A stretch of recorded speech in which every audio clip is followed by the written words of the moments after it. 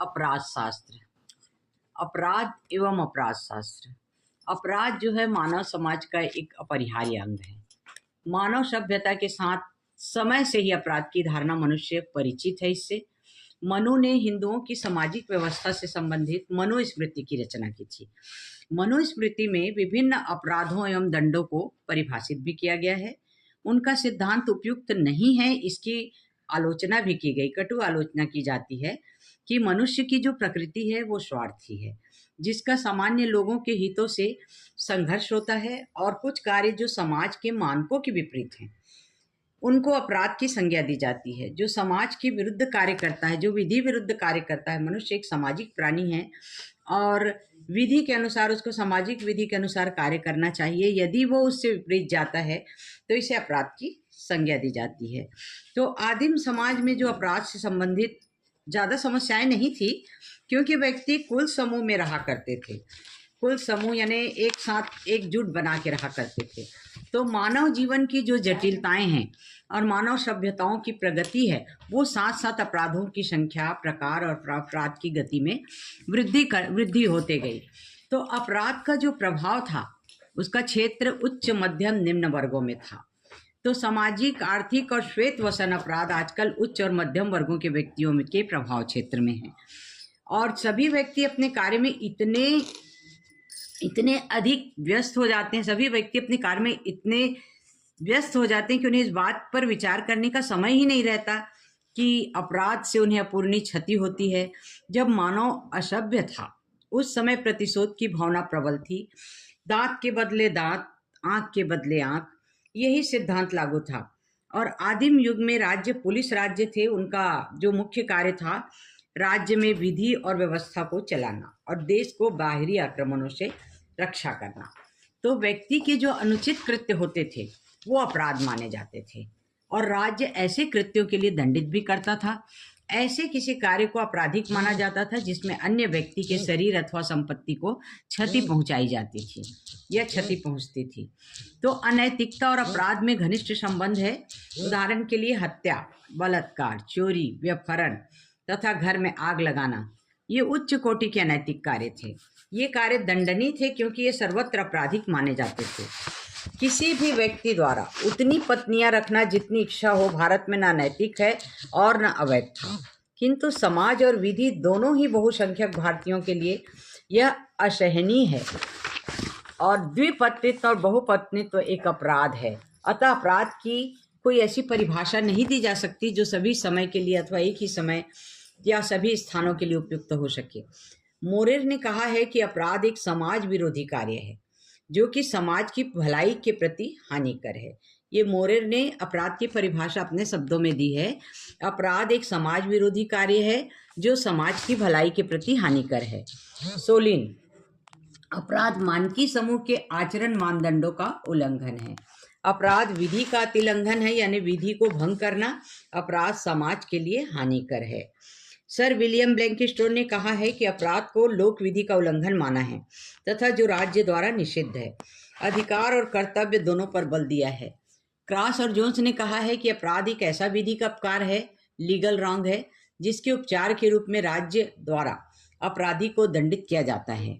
Gillin ने कहा है कि अपराध एक ऐसा कृत्य है जिसे समाज के लिए हानिकर माना गया है, अतः वे अपराध को स्थानीय विधि के विरुद्ध किया गया दुराचरण मानते हैं। तो टेपान ने क्या कहा है? अपराध एक ऐसा जानबूझकर किया गया कृत्य है या कार्यलोप है जो प्रचलित आपराधिक विधि के उल्लंघन में किया गया हो तथा जिसमें अपराधी के पास कोई उचित बचाव या तकरीर ना हो, जो विधि द्वारा दंडनीय हो। ये कार्य अपराध की श्रेणी में आता है। इटालियन अपराध शास्त्री रेफेल गेरोफेलो, इसने कहा है कि अपराध एक ऐसा कृत्य है जो मानव की दया, करुणा तथा न्यायिकता की भावनाओं पर प्रत्याघात करता है। सदरलैंड ने क्या कहा है? ये मानव का एक ऐसा आचरण है जिसमें आपराधिक विधि का उल्लंघन होता है। अब यहीं पर डोनाल्ड डेप्ट ने कहा है कि एक ऐसा कार्य है जिसका किया जाना दंड विधि के अंतर्गत निषिद्ध है तथा किए जाने पर विधि द्वारा दंडनीय है। हेल्सबरी ने क्या कहा है? अपराध लोकहित के विपरीत एक ऐसा अवैध कृत्य है जिसे कारित करने वाले को विधि अनुसार दंडित किया जा सकता है। फैनी ने क्या कहा है, अपराध वे वैधानिक कार्य हैं जिसके बदले में अपराधी को दंड दिया जाता है और वे क्षम्य नहीं होते। यदि क्षम्य होते भी हैं तो यह अधिकार केवल राज्य को है, क्षमा करने का अधिकार। तो ये सब उपरोक्त परिभाषाओं से हमने क्या जाना कि विधि द्वारा दंडनीय कार्य ही अपराध है। निष्कर्ष ये निकलता है कि विधि द्वारा जो भी कार्य दंडनीय होते हैं वे अपराध की श्रेणी में आते हैं, पनिशेबल। अब अपराध शास्त्र यानी क्रिमिनोलॉजी, ये तो हमने परिभाषाएं पढ़ी। अब अपराध शास्त्र जो है उसका इंग्लिश पर्यायवाची है क्रिमिनोलॉजी। ये दो लैटिन शब्दों से बना है, क्राइमेन तथा लांगिया की संयुक्ति से बना है। इसका शाब्दिक अर्थ है आपराधिक आचरण की प्रकृति, विस्तार एवं कारणों तथा उस पर नियंत्रण का वैज्ञानिक अध्ययन करना, क्रिमिनोलॉजी। तो अपराध को अपराध तथा उसके कारणों का अध्ययन कहा जा सकता है। अपराध का तात्पर्य है कि अपराध का अध्ययन, अपराध के कारण, अपराध की समस्याएं, अपराध का निवारण और दंड का अपराधियों तथा समाज पर प्रभाव और अपराधियों का क्या उपचार है। किशोरों तथा वयस्कों दोनों का प्रभाव ही उपचार भी आपराधिक व्यवहार का कारण है। इनका आपराधिक व्यवहार सही नहीं रहेगा तो दंड और सुधारात्मक प्रतिमानों का प्रभाव अपराधी तथा समाज दोनों पर पड़ता है। तो अपराध शास्त्र अन्य शास्त्रों से अलग है। क्यों अलग है? क्योंकि एक ही प्रकार और प्रकृति से के अपराध समान कारणों से सभी स्थितियों में नहीं किए जाते। सबके अलग अलग प्रकृति होती है, अलग अलग कारण होते हैं। इस प्रकार हत्याओं के कारण विभिन्न प्रकरणों में भिन्न भिन्न हो सकते हैं। हत्या करने का कारण क्या है? मानव व्यवहार की विविधता के कारण। हत्या के कारणों का कोई विश्वव्यापी सिद्धांत नहीं बनाया जा सकता। एक व्यक्ति अत्यधिक प्रकोपित होकर तुच्छ बात पर हत्या कर देता है, जबकि अन्य व्यक्ति उस पर हो सकता है कि उसके व्यवहार में कोई परिवर्तन ही ना हो। तो हत्याएं विभिन्न कारणों से की जा सकती है, जैसे प्रतिकर, संपत्ति, उत्तराधिकार में प्राप्त करने का लालच, व्यापार, प्रतियोगिता में प्रतिद्वंदी को समाप्त करना, सत्ता प्राप्त करना आदि। अपराध के विभिन्न सिद्धांत आपराधिकता के भिन्न भिन्न कारण वर्णित करते हैं, किंतु कोई भी सिद्धांत इन प्रश्नों का स्वयं संतोषजनक उत्तर नहीं दे सकता, क्योंकि अपराध शास्त्र का जो संबंध है विभिन्न कारणों से है जो अपराध की ओर उन्मुख करते हैं तथा उन बातों को दूर करने की आवश्यकता है जो एक मनुष्य को अपराधी बनाते हैं। भारत में धर्मशास्त्रों में भयोत्पादक दंड निर्धारित किया गया है। मुस्लिम शासन में भी भयोत्पादक दंड का प्रावधान था। भारत में अपराध विधि का सार्थ सृजन अंग्रेजों द्वारा और कुछ अंश का सृजन भारतीयों द्वारा स्वतंत्रता के बाद किया गया। 1860 में अधिनियमित भारतीय दंड संहिता आज भी महत्वपूर्ण है। इंडियन पेनल कोड महत्वपूर्ण सामान्य आपराधिक विधि है। अभी ये BNSS में हो गया है, जिसमें अपराधों एवं उसके दंडों की परिभाषाएं दी गई है। समुचित उपचार, अपराधियों को सुधारने, उनके कारागार के अंदर यानी जेल के अंदर और बाहर अनुकूल वातावरण देने पर बल दिया जा रहा है, ताकि अपराधी के व्यवहार में सुधार आ जाए और वो आइंदा अपराध न करे, भविष्य में कोई अपराध न करे। कुछ सामाजिक और आर्थिक अपराधों में कठोर दंड की न्यायिक प्रवृत्ति भी स्पष्ट है। उन कारणों के ज्ञान के लिए जो आपराधिक व्यवहार की ओर ले जाते हैं, अपराधियों को समुचित दंड दिए जाने के लिए अपराध शास्त्र का अध्ययन आवश्यक है। दंड का उद्देश्य केवल प्रतिकर ही नहीं है, जिसमें कि अपराधी को अपने कार्यों के लिए अनुपातिक व्यवहार मिल सके। अपराध शास्त्र का उद्देश्य आपराधिक व्यवहार और उसके कारणों का अध्ययन करना है, जिससे कि अपराधी का सुधार किया जा सके तथा उन बातों या परिस्थितियों को जो व्यक्तियों के आचरण को आपराधिक प्रवृत्ति स्वरूप की ओर प्रदान करती है, उसको समाप्त किया जा सके। तो आपराधिक विधि आवश्यक है, क्योंकि इसका उद्देश्य एक व्यवस्थित सामाजिक व्यवस्था है। प्रायः यह विश्वास किया जाता है कि कोई भी व्यक्ति जन्मजात अपराधी नहीं होता, किंतु परिस्थितियां और सामाजिक परिवेश में व्यक्ति अपराधी हो जाता है, उन्हें अपराधी बना देती हैं। वह कौन से कारण है जो मनुष्य को अपराधी बना देते हैं? इसके लिए अपराध शास्त्र का ज्ञान भी जरूरी है। विविध विधिक प्रणालियों में अपराधियों को किस प्रकार का व्यवहार किया जाता है, अतीत और वर्तमान प्रवृत्तियों की तुलनात्मक अध्ययन करना जरूरी है, किया जाना चाहिए, क्योंकि जिससे कि हम अपने सामाजिक विधिक प्रणाली के परिप्रेक्ष्य में आधुनिक दृष्टिकोण को और अच्छी तरह समझ सकें और नए अपराधों और नवीन प्रविधियों, दंड तथा सुधारात्मक केंद्रों पर चिकित्सीय उपचार के कारण यह सदैव विकासशील महत्व है। अपराध शास्त्र की परिभाषा भी आप लोगों ने देख ली। अब अपराध शास्त्र क्या है ये भी समझ लिया। तो जो अपराध शास्त्र है वो अपराध विज्ञान, कानून और न्याय प्रणाली के साथ साथ सामाजिक, मनोवैज्ञानिक और आर्थिक कारणों से भी संबंधित है, जुड़ा हुआ है। अपराध और अपराधी के व्यवहार का वैज्ञानिक अध्ययन है जो समाज के प्रभाव और उसकी रोकथाम की रणनीतियों का अध्ययन करता है। अपराध शास्त्र एक बहुविषयक क्षेत्र है जो अपराध के बारे में जानकारी एकत्र करता है। अपराध क्यों हुआ, क्या कारण थे, और उसकी व्याख्या भी करता है। यह अपराध के कारणों, अपराधियों के व्यवहार, अपराध का समाज में प्रभाव क्या है और अपराध की रोकथाम के तरीकों का अध्ययन करता है। अपराध शास्त्र अपराध की रोकथाम के लिए प्रभावी रणनीतियाँ को विकसित करने में मदद करता है और यह समाज के लिए एक सुरक्षित और न्यायपूर्ण वातावरण बनाने में योगदान करता है। अपराध शास्त्र क्यों महत्वपूर्ण है? अपराध शास्त्र का उद्देश्य है कि लोग अपराध क्यों करते हैं और आपराधिक व्यवहार को कैसे कम किया जा सकता है।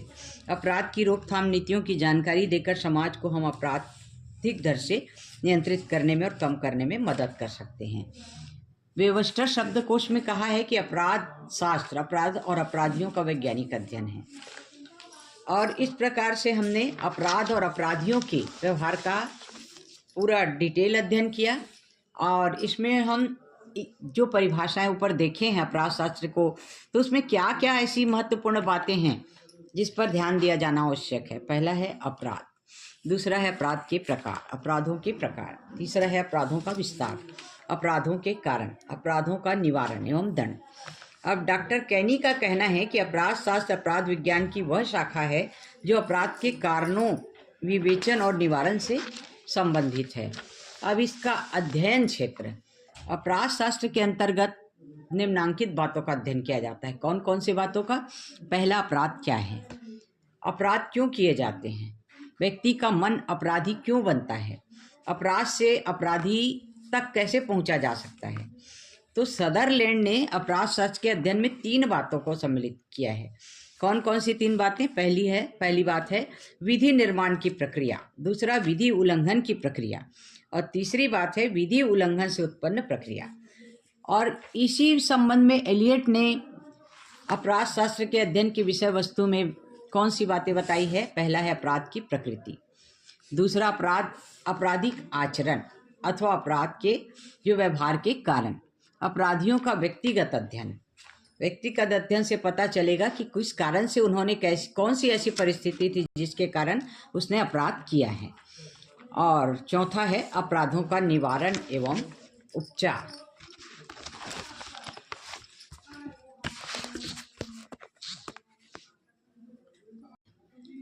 अपराध एवं आपराधिक कानून, क्राइम एंड क्रिमिनल लॉ। अपराध एक ऐसा कार्य है जो सामाजिक मानदंडों या कानूनी नियमों का उल्लंघन करता है, जो सार्वजनिक सुरक्षा और कल्याण को खतरे में डालता है। आपराधिक कानून का वह समूह है जो अपराधों को परिभाषित करता है, अपराधियों की गिरफ्तारी, आरोप और परीक्षण को नियंत्रित करता है, दोषी अपराधियों पर दंड निर्धारित करता है। अपराध की परिभाषा। क्राइम क्या है? अपराध एक ऐसा कार्य है जो किसी व्यक्ति या समाज को नुकसान पहुंचाता है और कानून द्वारा निषिद्ध होता है। कानून द्वारा निषिद्ध कार्य को अपराध कहा जाता है। अब कौन सा कार्य निषिद्ध है? जैसे हत्या, चोरी, डकैती, बलात्कार, धोखाधड़ी, ये ऐसे अपराध हैं जो सार्वजनिक सुरक्षा और कल्याण को खतरे में डालते हैं। इसके संबंध में समाजशास्त्रीय दृष्टिकोण है कि अपराध एक सामाजिक निर्माण है जो सामाजिक मानदंडों और मूल्यों के उल्लंघन से जुड़ा है। आपराधिक कानून, क्रिमिनल लॉ। आपराधिक कानून उन कानूनों का समूह है जो अपराधों से संबंधित होता है और जो आपराधिक गतिविधियों को नियंत्रित करते हैं। अब इसके कौन से सिद्धांत हैं? मुख्य सिद्धांत हैं अपराध को रोकना, अपराधी को सुधारना, आपराधिक कृत्य के लिए प्रतिशोध प्रदान करना, चौथा है आगे के अपराधों को रोकना। अब इसके प्रकार में है दुष्कर्म और गुंडागर्दी, ये 2 मुख्य प्रकार के अपराध हैं। दुष्कर्म कम गंभीर प्रकृति के अपराध होते हैं जैसे मामूली हमला या यातायात अपराध। गुंडागर्दी अधिक गंभीर प्रकृति के अपराध होते हैं। गुंडागर्दी में हत्या, आगजनी, बलात्कार। अब इसके तत्व क्या हैं? सभी आपराधिक कानून के 2 तत्व होते हैं। पहला मेंस रिया, दूसरा एक्टस रियस। आपराधिक न्याय प्रणाली। आपराधिक न्याय प्रणाली में किसी व्यक्ति को तब तक निर्दोष माना जाता है जब तक कि वह अपराध का दोषी साबित न हो जाए। जैसे हत्या, हत्या एक गंभीर अपराध है जिसमें किसी व्यक्ति को जान से मार देना शामिल होता है। चोरी एक ऐसा अपराध है जिसमें किसी व्यक्ति की संपत्ति को बिना अनुमति के लेना शामिल होता है। धोखाधड़ी एक ऐसा अपराध है जिसमें किसी व्यक्ति को धोखा देने या बेवकूफ बनाने के लिए गलत जानकारी का उपयोग शामिल होता है। अब क्या है, अपराध एवं आपराधिक कानून दोनों समाज को सुरक्षित रखने और कानून के शासन को बनाए रखने में महत्वपूर्ण भूमिका निभाते हैं। अपराधों को रोकने और सजा प्रदान करने के लिए आपराधिक कानून का उचित रूप से पालन किया जाना आवश्यक है। अब आपराधिक सिद्धांत हैं क्राइम थ्योरी। एक ऐसा क्षेत्र है जो अपराध की परिभाषा, कारणों, परिणामों और रोकथाम से संबंधित होता है। यह विभिन्न दृष्टिकोणों और व्याख्याओं का एक ऐसा समूह है जो अपराध के जटिल व्यवहार को समझने की कोशिश करता है। तो अपराध के सिद्धांत में पहला है जैविक सिद्धांत। यह सिद्धांत अपराध के जैविक कारकों जैसे आनुवंशिकी और शारीरिक विशेषताओं से प्रभावित होता है। उदाहरण के लिए सेसारे लोब्रेशो का सिद्धांत असामान्य मनुष्य पर आधारित था, जो मानता था कि कुछ विशेषताएं अपराधियों से जुड़ी होती हैं और यह सिद्धांत अपराधियों की पहचान शारीरिक विशेषताओं से किया जाता है। लोम्ब्रोसो के अनुसार शारीरिक बनावट की दृष्टि से अपराधी व्यक्ति का स्तर अपेक्षाकृत निम्न कोटि का होता है। सामान्य व्यक्ति की अपेक्षा इनमें कष्ट और यातना सहने की क्षमता अधिक होती है। यही कारण है कि उसमें दंड का भय नहीं होता। तो लोम्ब्रोसो का सिद्धांत अक्सर जन्मजात अपराधी सिद्धांत के रूप में जाना जाता है। अब दूसरा है मनोवैज्ञानिक सिद्धांत। तो ये सिद्धांत अपराध को व्यक्तिगत मनोवैज्ञानिक कारणों जैसे व्यक्तित्व विकास, व्यवहार से संबंधित मानता है। उदाहरण के लिए मनोवैज्ञानिक विश्लेषण, व्यवहारवाद और संज्ञानात्मक सिद्धांत अपराध के कारण को समझने के लिए विभिन्न मनोवैज्ञानिक दृष्टिकोण को प्रदान करते हैं। गोडार्ड अपराधों का कारण एवं अपराधी की पहचान मानसिक दुर्बलता को मानते हैं। मानसिक दुर्बलता के कारण व्यक्ति के कार्य की प्रकृति और परिणामों को समझने की सोच और समझ का अभाव होता है और इसी कारण वह अपराध कर बैठता है। अब तीसरा है सामाजिक नियंत्रण का सिद्धांत। यह सिद्धांत अपराध के सामाजिक कारकों जैसे गरीबी, असमानता, सामाजिक संरचना और सामाजिक नियंत्रण से संबंधित मानता है। उदाहरण के लिए एनोमी सिद्धांत, सामाजिक बंधन सिद्धांत, लेबनिन सिद्धांत, सामाजिक तनाव सिद्धांत अपराध के कारण को समझने के लिए विभिन्न सामाजिक दृष्टिकोण प्रदान करते हैं। सामाजिक बंधन कमजोर हो जाता है जैसे परिवार, स्कूल, समुदाय। चौथा है आर्थिक सिद्धांत। यह सिद्धांत अपराध को आर्थिक कारणों जैसे गरीबी, बेरोजगारी, असमानता से संबंधित मानता है। जैसे गरीबी और अपराध के बीच संबंध को समझने के लिए आर्थिक सिद्धांत अपराध के कारण को समझना बहुत जरूरी है। यह एक महत्वपूर्ण दृष्टिकोण प्रदान करता है एडम स्मिथ के नजरिए से। पांचवा राजनीतिक सिद्धांत। ये सिद्धांत अपराध को राजनीतिक कारकों जैसे शक्ति नियंत्रण, सामाजिक व्यवस्था से संबंधित मानता है। जैसे अपराध को एक राजनीतिक उपकरण के रूप में समझने के लिए राजनीतिक सिद्धांत अपराध के कारण को समझने के लिए एक महत्वपूर्ण दृष्टिकोण प्रदान करता है। छठवां है अपेक्षा का सिद्धांत। यह सिद्धांत कहता है कि लोग अपराध करते हैं क्योंकि वे सामाजिक और आर्थिक कारणों से वंचित होते हैं और उनके पास अपने लक्ष्यों को प्राप्त करने के लिए कानूनी रास्ते नहीं होते। यह अपेक्षा का सिद्धांत है।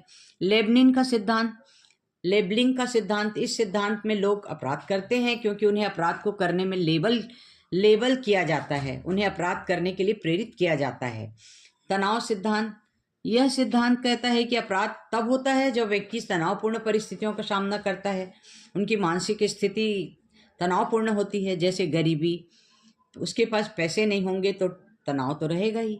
भेदभाव, उनके साथ भेदभाव किया जाता है कि उनके पास पैसे नहीं हैं तो वो काम नहीं कर सकता। बेरोजगारी, सामाजिक परिवर्तन, तो ये लेबनिंग तनाव का सिद्धांत में आता है। अंतरसंघ का सिद्धांत। इस सिद्धांत के अंतर्गत अपराध तब होता है जब व्यक्ति ऐसे समूह में आते हैं जो अपराध करता है, अपराध करने वाले के समूह में आता है। तो अपराध के सिद्धांत का जो महत्व है वो अपराध के सिद्धांत को समझने में हम अपराध को रोकने, अपराधियों के पुनर्वास करने और समाज को सुरक्षित बनाने के लिए प्रभावी रणनीति विकसित कर सकते हैं। और अपराध के सिद्धांत विभिन्न दृष्टिकोणों और व्याख्याओं का एक समूह है जो अपराध के जटिल व्यवहार को समझने की कोशिश करता है।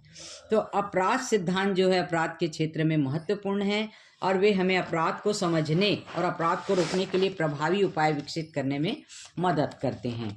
अब भारत में आपराधिक कानून और अपराध शास्त्र का विकास कैसे हुआ? Development of criminal law and criminology in India. Bharat में आपराधिक कानून और अपराध शास्त्र दोनों का विकास ब्रिटिश शासन से जुड़ा हुआ है। 1860 में प्रथम विधि आयोग ने भारतीय दंड संहिता इंडियन पेनल कोड की रचना की थी, जो अपराधों को परिभाषित करती थी, यानी कौन से अपराध की श्रेणी में आते हैं और उसमें कितनी सजा का प्रावधान है, ये निर्धारित करती थी। 1861 में दंड प्रक्रिया संहिता लागू हुई, जिसमें आपराधिक प्रक्रियाओं का वर्णन किया गया। आईपीसी इंडियन पेनल कोड तो ये बताता था कि कौन से कार्य विधि द्वारा निषिद्ध हैं और कौन से कार्य किए जाने से कौन से अपराध की श्रेणी में आएगा और कितनी सजा मिलेगी। लेकिन जो सीआरपीसी क्रिमिनल प्रोसीजर कोड ये था कि उसमें प्रोसीडिंग कैसे की जाएगी, कोर्ट में तो जाएगा केस, लेकिन प्रोसीडिंग कैसे की जाएगी ये क्रिमिनल प्रोसीजर कोड में लाया गया। और प्राचीन काल में वैदिक युग में जब शिक्षरिक वैदिक शिक्षाओं में अपराधों के लिए नैतिक व दंड संबंधी नियम बनाए गए थे। उसके बाद मुगल साम्राज्य आया। इस अवधि में मुस्लिम कानून और न्याय प्रणाली को लागू किया गया और उसके बाद ब्रिटिश शासन आया। तो ब्रिटिश शासन में इंडियन पिनल कोड 1860 में 1860 में ब्रिटिश सरकार ने भारतीय दंड संहिता को लागू किया और इसमें अपराधों की सूची और सजा निर्धारित की गई।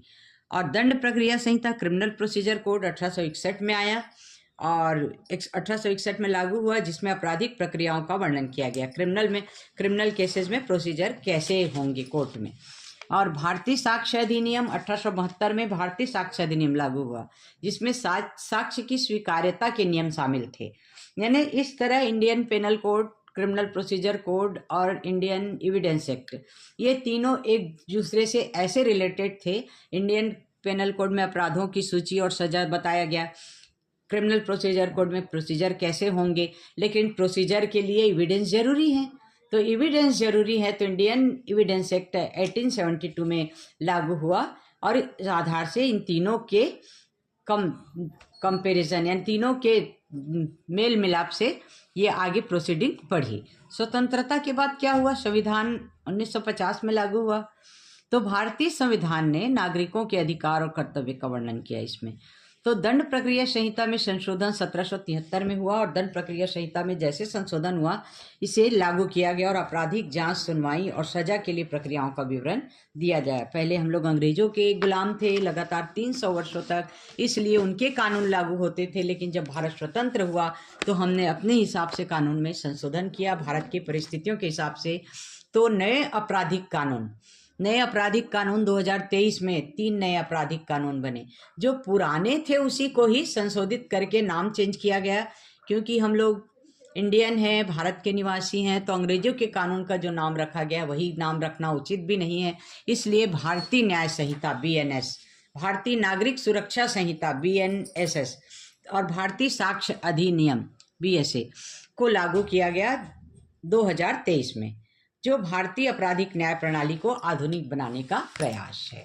इस तरह अपराध शास्त्र का ये पहला लेक्चर कंप्लीट हुआ।